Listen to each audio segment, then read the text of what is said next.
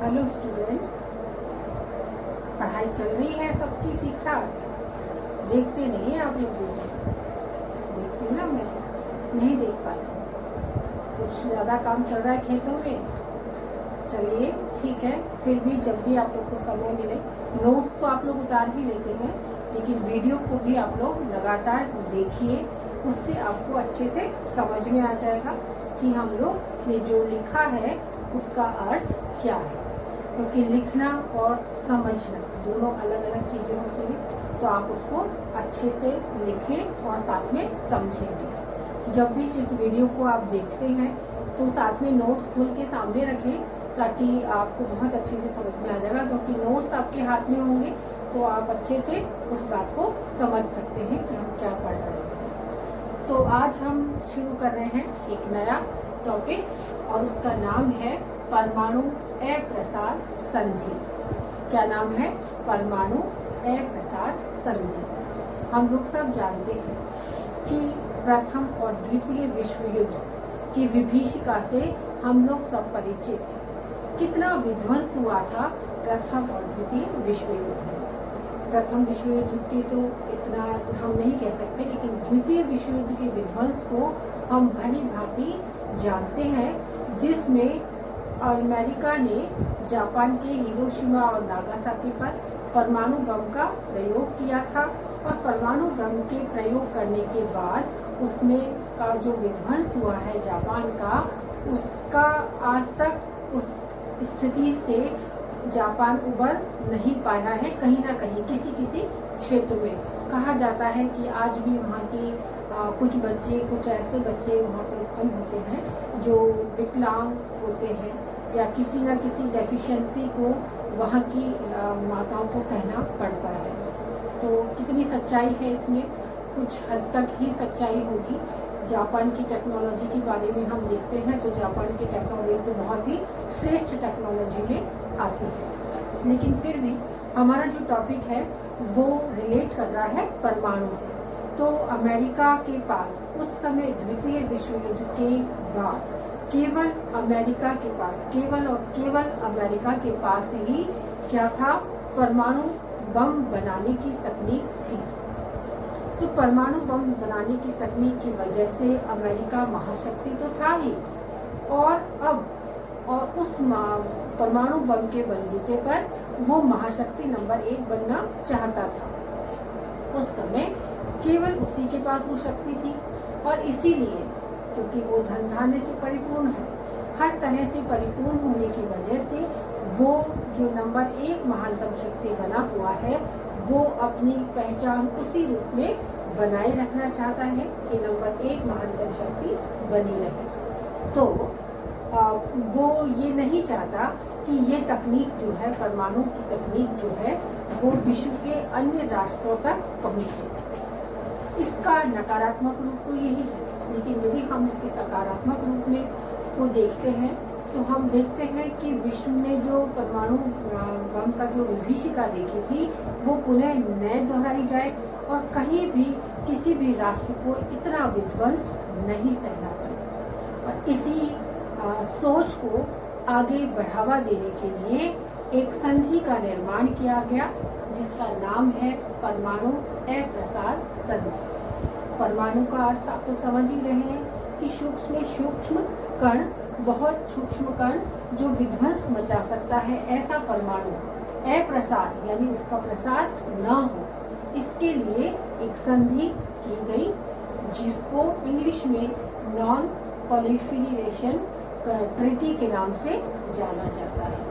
तो यह जो ट्रीटी थी सबसे पहले अमेरिका और सोवियत रूस के द्वारा उस समय से तैयार की गई थी कि ये जो संधि है परमाणु अप्रसार संधि एनटीपी, कि इसका जो प्रारूप तैयार किया था ये 11 मई 1968 में 1968 में इसका प्रारूप तैयार कर लिया गया था अमेरिका और सोवियत संघ के, रूस के द्वारा, और इसने महासभा में उस समय प्रस्तुत किया था 1968 में। 11 मई 1968 को महासभा में उस प्रारूप को प्रस्तुत किया गया, जिसका नाम था परमाणु अप्रसार संधि।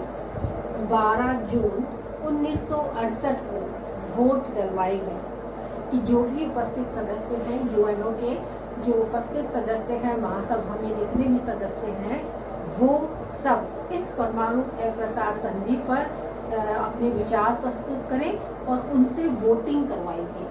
तो वोटिंग में नतीजा ये था कि 95 राष्ट्र थे, उन्होंने पक्ष में वोट डाले, लेकिन 4 राष्ट्र ऐसे थे जिन्होंने विपक्ष में अपना मत प्रस्तुत किया।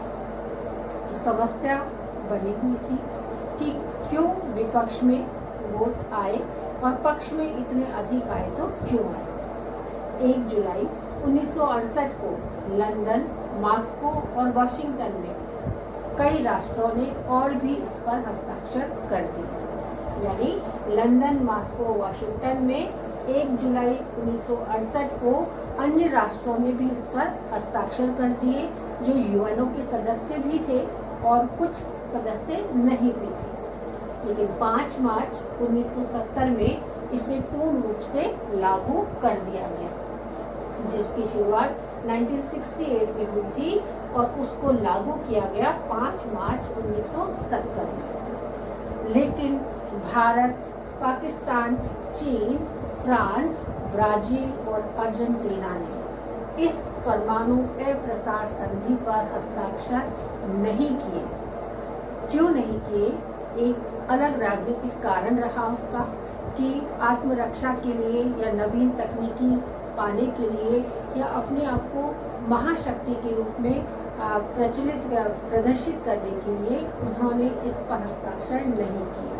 जो यूएनओ के 5 जो उसकी महान स्थायी सदस्य हैं या 5 महाशक्तियां हैं, अमेरिका, रूस, चीन, फ्रांस, ब्रिटेन, और ये पांचों के पास ही उस समय ये परमाणु शक्ति का प्रदर्शन वो कर सकते थे। उन्होंने ये तैयार कर लिया था, तो केवल वो ही चाहते थे कि ये तकनीक हम तक ही सीमित रहे, किसी अन्य राष्ट्र पर नहीं पहुंचे। तो चीन जो था उस समय महाशक्ति नंबर 3 बन चुका था। ब्रिटेन मित्र राष्ट्रों की श्रेणी में आता था और जो अमेरिका और रूस सोवियत संघ थे, ये तो बने हुए थे अपनी महाशक्ति जो थी, तो उभर का रूप में आए थे 1945 के बाद में। तो इस लोगों ने मिलकर, इन राष्ट्रों के राष्ट्राध्यक्षों ने मिलकर इस परमाणु अप्रसार संधि पर हस्ताक्षर किए और कुछ ने नहीं किए। तो जब हम थोड़ा सा उदाहरण के रूप में देखते हैं तो भारत को इस एनपीटी यानी कि परमाणु अप्रसार संधि का कोई भी इसे वो नहीं दिया गया, प्रावधान इसके लिए पूरा नहीं किया गया। क्यों नहीं किया गया, इसको हम थोड़ा सा विस्तार से पढ़ेंगे कि पुस्तकें क्या कहती हैं इसके लिए कि परमाणु अप्रसार संधि क्या है और क्या क्या आगे प्रावधान हुए। तो निशस्त्रीकरण एवं शस्त्र नियंत्रण युद्ध के समाधान को अंतर्राष्ट्रीय व्यवस्था के प्रयासों में से एक परमाणु अस्त्र अप्रसार संधि को माना गया है, जिसका मुख्य उद्देश्य परमाणु हथियारों के प्रयास को रोकने के साथ साथ परमाणु परीक्षण पे भी अंकुश लगाना है। इस संधि का प्रारूप क्या था कि परमाणु परीक्षण पे भी ये अंकुश लगा रहा था। इस संधि का प्रारूप प्रारंभ में अमेरिका और सोवियत संघ द्वारा तैयार किया गया था और 11 मई 1968 को इस प्रारूप को महासभा के समक्ष प्रस्तुत किया गया और 12 जून 1968 को एक संधि पर महासभा द्वारा वोट डलवाए गए तथा उपस्थित सदस्यों में से 95 में पक्ष में और 4 ने विपक्ष में वोट डाले। अर्थात संधि प्रस्ताव पारित हो जाने के बाद 1 जुलाई 1968 को लंदन, मॉस्को और वाशिंगटन में भी अन्य विश्व राज्यों द्वारा इस पर हस्ताक्षर किए गए तथा 5 मार्च 1970 को इस संधि को क्रियान्वित कर दिया गया। किंतु भारत, पाकिस्तान, चीन, फ्रांस, ब्राजील और अर्जेंटीना ने इस संधि पर हस्ताक्षर करने से मना कर दिया। एनटीपी के तहत भारत को परमाणु संपन्न देश की मान्यता नहीं दी गई, जो इसके दोहरे मानदंड को प्रदर्शित करती है। इस संधि का प्रस्ताव आयरलैंड में रखा गया और सबसे पहले हस्ताक्षर करने वाला राष्ट्र फिनलैंड था। इस संधि के तहत परमाणु शक्ति संपन्न राष्ट्र उसे ही माना गया जिसने 1 जनवरी 1967 से पहले परमाणु हथियारों का निर्माण और परीक्षण का कार्य कर लिया हो। इस आधार पर भारत को ये दर्जा अंतर्राष्ट्रीय स्तर पर प्राप्त नहीं हो सका, क्योंकि भारत में पहला परमाणु परीक्षण 1974 में किया गया था। उत्तरी कोरिया ने इस संधि पर हस्ताक्षर किए, उसका उल्लंघन किया और फिर इससे बाहर आ गया। परमाणु अप्रसार संधि अर्थात एनपीटी एक बहुपक्षीय अस्त्र नियंत्रण समझौता है, जिस पर जुलाई 1968 में एक समझौता हुआ और एनपीटी मार्च 1970 में प्रभाव में आई। इस संधि की कुछ विशेषताएं इस प्रकार थी। यह संधि परमाणु हथियारों के क्षैतिज प्रयास पर रोक लगाती है तथा अनुच्छेद 1 व 2 के अंतर्गत परमाणु शक्ति संपन्न देश गैर परमाणु शक्ति वाले देशों को परमाणु अस्त्र में सहायता नहीं दे सकते तथा गैर परमाणु शक्ति संपन्न देश परमाणु अस्त्र प्राप्त नहीं कर सकता रखी गई। दूसरी विशेषता इस संधि की थी कि परमाणु शक्ति सुविधाओं के संभावना में यह संधि तकनीक हस्तांतरण को जारी रखने की अनुमति देती है और IAEA के तत्वाधान में शांतिपूर्ण उद्देश्यों के परमाणु तकनीक के विस्तार के लिए यह एक सुरक्षा प्रणाली के रूप में विकसित की गई। IAEA को सभी गैर परमाणु देशों के नागरिक परमाणु कार्यक्रम में पूर्ण और स्वतंत्र प्रवेश की सुविधा देता है। इन देशों में परमाणु संयंत्रों और सुविधाओं का समय समय पर निरीक्षण कर सकते हैं। इस संधि का लक्ष्य परमाणु अस्त्रों की बढ़ती प्रवृत्ति पर रोक लगाना है। इसके लिए हस्ताक्षरकर्ता देशों को स्वस्थ वातावरण में वार्ताएं आयोजित करने का आदेश देता है। अनुच्छेद 7 परमाणु रहित क्षेत्रों पर गठन का जोर देता है, जबकि अनुच्छेद 8 सदस्य देशों के बीच 5 वर्ष के अंतराल पर बैठकें आयोजित करने का आदेश देता है। प्रारंभ में एनपीटी केवल 25 वर्षों के लिए लागू की गई थी, किंतु अप्रैल 1995 में न्यूयॉर्क में एनपीटी समीक्षा सम्मेलन में इसके कार्यों की समीक्षा कर भविष्य निर्धारण हेतु इस संधि को अनिश्चित काल तक लागू करने का निर्णय किया गया।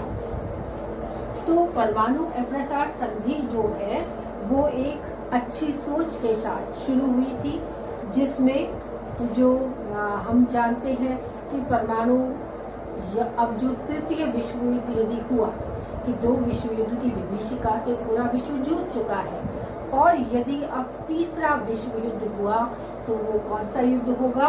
परमाणु युद्ध होगा। तो परमाणु युद्ध होने की वजह से पूरा विश्व ही ध्वस्त हो जाएगा कि अब तोप गोलों से बारूदों से युद्ध नहीं लड़े जाएंगे। एक राष्ट्र परमाणु हथियारों का प्रयोग करेगा तो दूसरा चुप बैठने वालों में से नहीं होगा, वो भी परमाणु अस्त्र का प्रयोग करेगा।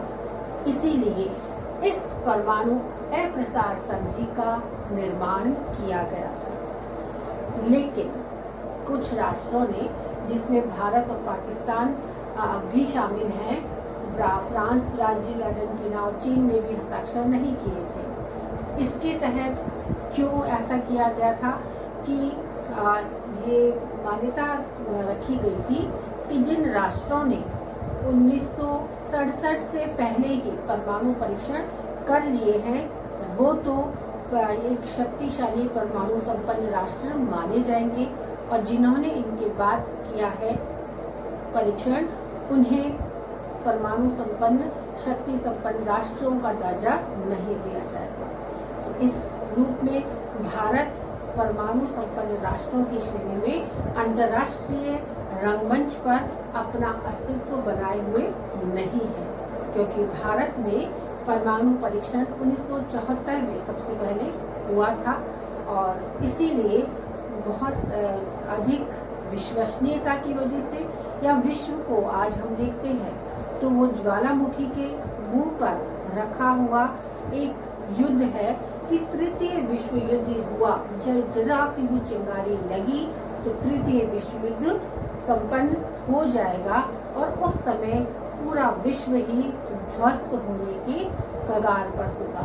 इसलिए इस ध्वस्तता को रोकने के लिए परमाणु अप्रसार संधि का प्रयोग किया गया, और 1995 राष्ट्र पहले ही अपना वोट पक्ष में डाल चुके थे, और अन्य राष्ट्रों ने भी कुछ विशेष रूप से संधियों के माध्यम से इस परमाणु अप्रसार संधि पर हस्ताक्षर कर दिए, और ये विश्व को एक शांति देने वाला एक अच्छा सफल प्रयोग है, जिसे परमाणु अप्रसार संधि के रूप में जाना जाता है। तो परमाणु अप्रसार संधि विश्व शांति बनाए रखने के लिए एक कारगर संधि है।